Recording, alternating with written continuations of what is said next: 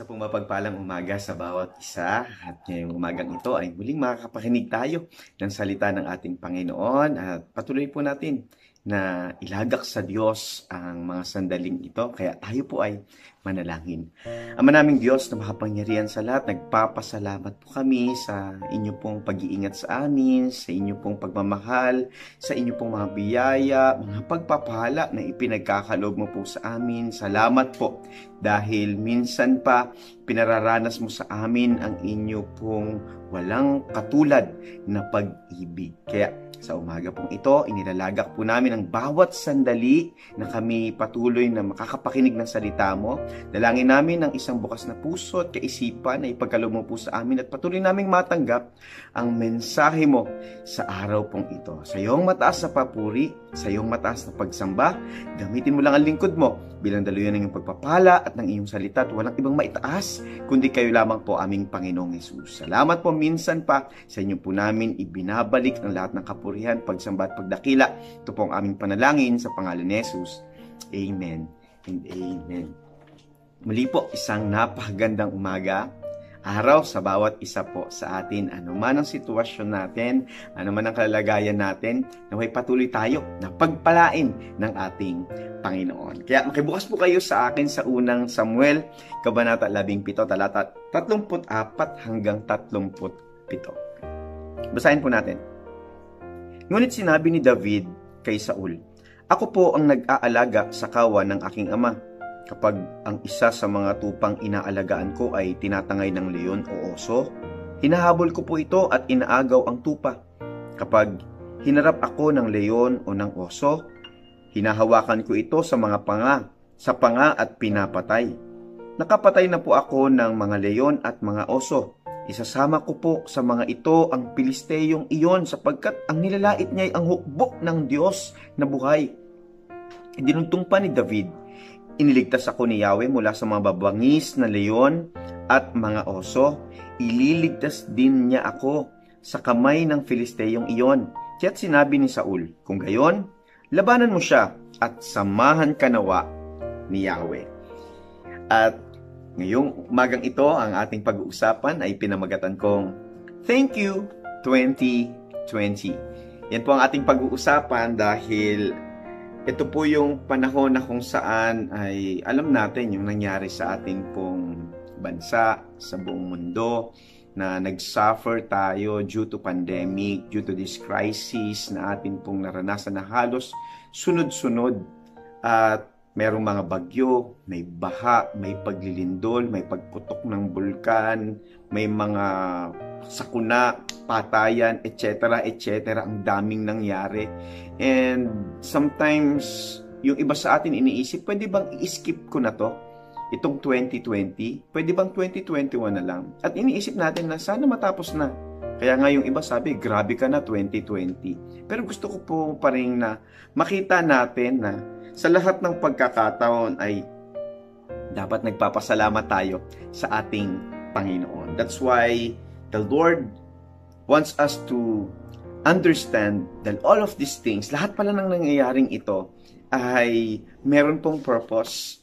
And if our hearts and if our minds are set before the Lord, we will still be thankful. Magpapasalamat at magpapasalamat pa rin tayo sa ating Panginoon, anuman ang nangyari sa atin pong kapaligiran. That's why, let us see this. Ano ba yung mga nangyari for this event na atin pong binasa sa unang Samuel? Dahil si David po ay isa siyang pastol at meron siyang mga inaalagaan na mga tupa. At sabi niya, nakapatay ako ng oso, nakapatay na rin ako ng mga leon. At ito ay ginawa niya bilang pagtatanggol sa kanyang mga alaga. Pero gusto ko pong sabihin sa inyo na hindi madali yung ginawa ni David. Yung harapin mo yung oso, yung harapin mo yung leon, dahil yun ay isang bagay na very risky at pwede mong ikamatay. Lalo na kung ikaw naman ay hindi skillful sa larangang iyon. Pero itong si David, sabi niya, naranasan ko ng pumatay ng mga leon, mga oso. Ibig sabihin, meron siyang guts na lumaban dahil hindi biro makipaglaban sa oso, hindi biro makipaglaban sa leon. Siguradong tatakbo ka, kakaripas ka ng takbo sa takot. Pero itong si David, nung makita niya, marinig niya itong si Goliath, no? Pag binasa po natin yung mga previous verses, ay nagkaroon siya ng damdamin na gusto niyang kolektahin, no? Isama sa collection niya itong si Goliath sa kanyang mga napatay. Hindi lang yung mga oso na, hindi lang yung mga leon na, kundi kasama itong Filisteyong ito na higante, no? Kaya ito yung nasabi niya. Bakit? Kasi he has these guts because of the experiences na naranasan niya due to the things na kung saan ay meron siyang nasagupang leon, nasagupang oso, at ito yung gusto niyang gawin dito sa higanteng Filisteo. Kaya, I believe so, yung mga pakikipaglaban ni David sa mga oso at leon, proseso ito ng Panginoon for him na dalhin ng Diyos doon sa pedestal na kung saan ay gagamitin siya ng Diyos mightily. Kaya kapatid, gusto kong sabihin sa inyo, kung dumaranas ka ng proseso, undergo the process. Enjoy the process. May gagawin ang Panginoon sa buhay mo. Kaya gusto ko pong ibahagi, ano po ba yung mga naranasan natin this 2020? Yung maaaring yung iba sa atin, ito yung mga naranasan. No? Unang-una yung pain. Karanas ka ba ng pain for this year, 2020? Saktan ka ba? And I want to tell you, kapatid, na yung mga pains na na-experience mo, hindi yun madali yung tumanggap ng pain. Dahil aminin natin, yung ikaw ay nasugatan. Okay pa yun eh. It heals.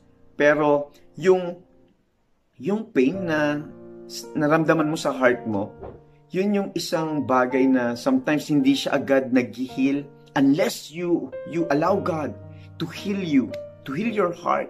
Dun mararanasan mo yung pagkilos ng Panginoon, paghilom ng Diyos sa buhay mo. Pero for all of the pains na atin pong naranasan, ito pong 2020 pong ito, gusto ko pong ipakita sa bawat isa, nandun din po yung comfort ng ating Panginoon. Sabi po ng Isaiah, Kabanata 49, talata 13, O langit, magpuri ka sa tuwa, lupa, magalak ka, gayon din kayong mga bundok sapagkat inaaliw ni Yahweh ang kanyang hinirang.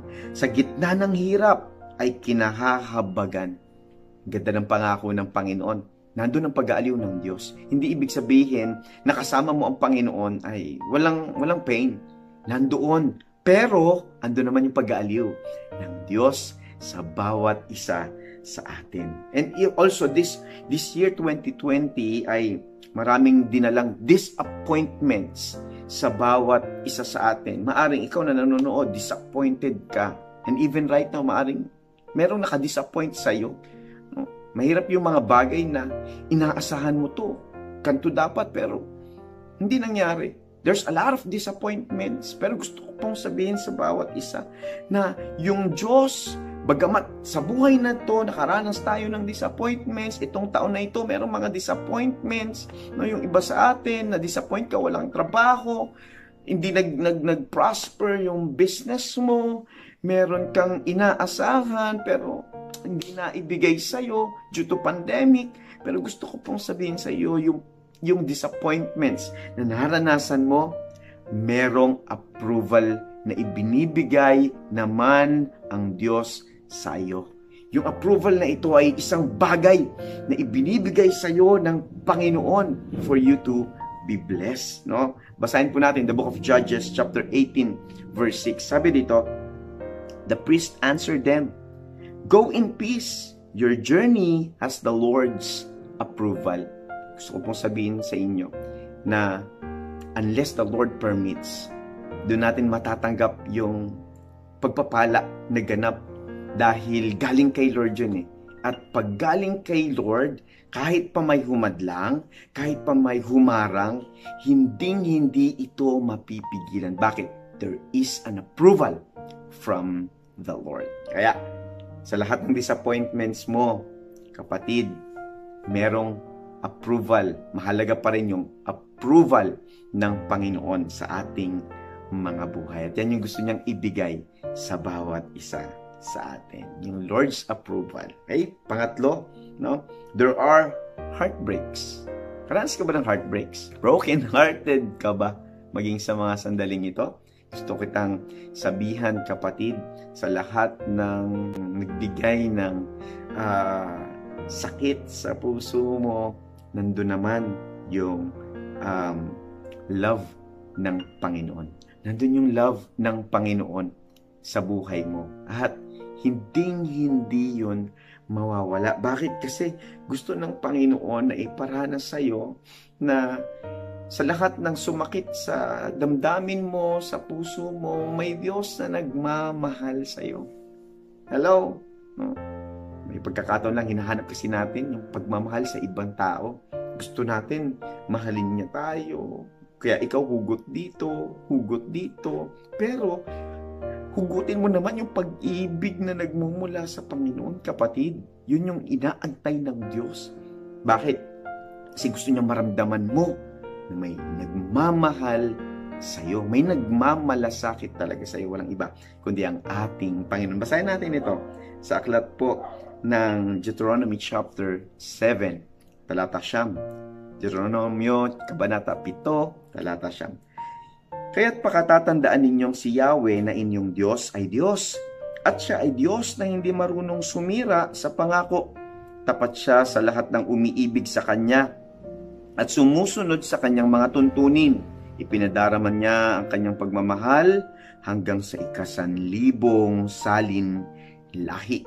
Mahalaga na maintindihan po natin yung pag-ibig ng Diyos ay laging nariyan at gusto niyang maranasan mo yon. Hindi lang ngayon, araw-araw sa buhay mo. Kasi pag naranasan mo yung pag-ibig ng Panginoon, sabihin mo, sapat na. Amen? Kaya, hanapin natin yung pag-ibig ng ating Panginoon. For all those heartbreaks, there is the love of our God na laging nandyan, available for you. And also, this 2020, nakaranas po tayo ng sicknesses. No? Maaring you are experiencing even right now na meron kang naranasang sakit, no? Pero gusto kong sabihin sa inyo, for all of those sicknesses, for all of those diseases na naranasan natin for this 2020, lalo na, di ba, COVID, yung talagang dumapo sa buong mundo. Pero gusto kong sabihin sa inyo, pinakamasarap na dumapo yung kagalingan na nagmumula sa ating Panginoon. Kaya nga, mapalad ka, kapatid, at gusto kong sabihin sa iyo na ang pag-iingat ng Diyos ay laging nariyan. Kaya tignan mo, kahit ang buong mundo, ang kapaligiran natin, natatakot na dahil sa sakit, pero yung anak ng Diyos, mga nagmamahal sa Panginoon, ay hindi pinapabayaan ng Diyos. Iniingatan tayo ng Panginoon. Kung magkasakit man, andyan ang kagalingan ng Panginoon sa ating mga buhay. Basahin po natin ito. In the book of Exodus, kabanata 15, talata 26. Ang sabi niya, kung ako ay buong puso ninyong susundin, kung gagawin ninyo ang matuwid at susundin ang aking kautusan at mga tuntunin, hindi ko ipararanas sa inyo ang alinman sa mga sakit na ipinadala ko sa Ehipto. Akong si Yahweh ang inyong manggagamot.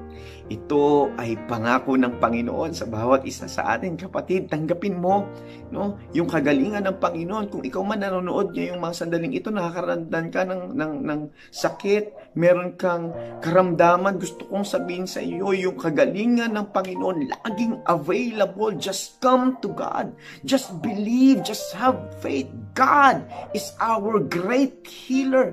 Oh, in the name of Jesus, kaya kang pagalingin ng ating Panginoon maging sa mga sandaling ito. Manampalataya ka, gagawa ang Diyos ng himala sa buhay mo. At isa pa, meron tayong naranasan for this 2020, there are trials. No, nakaranas ka ba ng pagsubok this 2020? Ilang buwan na walang maganda at matinong income? Ilang buwan na parang hindi stable ang ating mga resources? Pero gusto ko pong sabihin sa inyo, yung mga pagsubok na na-experience po natin, andoon ang tagumpay ng ating Panginoon. Uulitin ko, nandoon ang tagumpay ng ating Diyos. Bakit nananatili ka nakatayo? Bakit nananatili kang buhay? Dahil nandun yung Diyos, handang umagapay sa iyo. May pagsubok ka, oo. Pero kapatid, tandaan mo, dahil nananampalataya ka sa Panginoon, papagtagumpayin ka ng ating Diyos na buhay. Basahin po natin sa aklat po ng Deuteronomio, Kabanata 20, Talata 4. Sapagkat kasama mo ang Diyos mong si Yahweh, siya ang makikipaglaban para sa iyo at papagtagumpayin kanya. Yun ang pinakamasaya, no? Yung alam mo na kasama mo ang Diyos sa lahat ng pagkakataon dahil pagkasama mo ang Panginoon, nandoon ang katagumpayan. Yes, may process. Yes, may pagsubok. Pero still, ang tagumpay ng Panginoon ay nasa sa iyo dahil kasama mo ang Diyos na tagumpay. Kaya kapatid, kung ikaw nakaka-experience ka, even right now, meron ka mga pagsubok na nararanasan, walang imposible sa Panginoon. No, maaring nandoon ka pa sa proseso, maaring pinapadaan ka ng Panginoon dyan para masabi mo na nakaranas ako ng pagsubok pero pinagtagumpay ako ng Panginoon. Amen? At yun yung nais ng Panginoon, na tayo, mamuhay tayo, hindi bilang talunan, kung hindi bilang mananagumpay. Kung paanong si David, ang lakas ng loob niya, siya ay kabataan lamang, pero nagkaroon siya ng puso, nagkaroon siya ng damdamin na ang labang ito ay hindi laban ng laman, kundi laban ito ng Panginoon. At yun yung nais ng Panginoon. Kapatid, sa labanang ito, ang labanang ito ay ipagkatiwala mo sa Kanya dahil hindi mo ito laban. Laban ito ng Diyos sa buhay mo. At yung Diyos ang mananagumpay sa bawat isa sa atin. Kapatid, hayaan po natin na yung buhay natin, lubos nating ipagkatiwala sa ating Panginoon. At nais ng Diyos na maintindihan po natin na tayo po ay mananagumpay. Lastly, gusto ko pong ibahagi ito. No? In this 2020, year 2020, nakaranas tayo ng kawalan. Nothingness. No? Nakaranas ka ba ng kawalan? Na-experience mo ba na parang, ay wala na ako, mangungutang ka? Ito yung inaiisip mo na gagawin, tatakbo ka kay ganyan, tatakbo kay ganito. Baka bigyan ako, baka pahiramin ako. Gusto ko pong sabihin sa inyo, and all of those things na naranasan natin, parang walang-wala na tayo. Gusto ko pong sabihin, nandun yung pagpapala ng Panginoon. Nandun yung blessing ng Diyos. At ang nais ng Panginoon is for us to be prosperous, for us to be blessed. Gusto ko pang sabihin sa inyo, maaring ang ating pong mundo ay bumagsak, pero gusto kong sabihin sa inyo, yung kayamanan ng Diyos ay ibinubuhos ng Panginoon sa kanyang mga anak. Magtiwala ka sa Panginoon, kapatid. Huwag kang magtiwala sa bulsa mo. Huwag kang magtiwala sa kalalagayan mo. Magtiwala ka sa pangako at sa salita ng ating Diyos at hindi kanya ipapahiya. Basahin nga po natin ito sa aklat po ng Genesis chapter 12 verse 2. Sabi rito, pararamihin ko ang iyong mga anak at apo at gagawin ko silang isang malaking bansa. Pagpapalain kita at gagawin kong dakila ang iyong pangalan at ikaw ay magiging pagpapala sa marami. Pangako po ito ng Panginoon sa bawat isa sa atin. Pagpapalain tayo ng Panginoon. That even of all the things na na-experience natin, na kahit sa kawalan, nandun pa rin yung pagpapala ng ating Panginoon. Hindi ka pababayaan ng Diyos, kapatid. Just trust God. Just believe in His promises at kakatagpuin Kanya. Yung umagang ito, tayo po ay patuloy na magtiwala sa ating Panginoon. Kaya ngayong umaga, manalangin tayo, pagkakatiwala natin sa Diyos ang lahat ng bagay. Ama naming Diyos, nagpapasalamat po kami sa pagkakataon na ipinagkaloob mo po sa amin upang marinig namin ang salita mo, pagpalain mo yung bawat salita mo na aming narinig. Dalangin po namin na patuloy kaming lumakad sa katagumpayan mo, lumakad sa salita mo, lumakad sa pangako mo, at ang buhay namin ay patuloy na ganap na mapagpala at maranasan ng inyo pong kaluwalhatian. And for this 2020, salamat po sa lahat ng aming na-experience. Salamat po sa lahat ng aming pinagdaanan. Salamat po sa lahat ng aming naranasan. Lahat ng ito, O Diyos, ay proseso mo sa aming mga buhay upang patuloy naming makita na walang iba kaming dapat nilalapitan, sinasandalan, walang iba kundi ikaw yon, aming Panginoong Hesus. Kaya salamat po for this year 2020, at kakaharapin po namin ang 2021 na tagumpay dahil ikaw ang Diyos na tagumpay sa aming pong mga buhay. Maraming salamat po, Diyos, at pagpalain mo ang bawat isa sa tanging pangalan lamang ng aming Panginoong Hesus. Amen and amen. God bless sa bawat isa po sa atin. At lagi nating tatandaan that every gising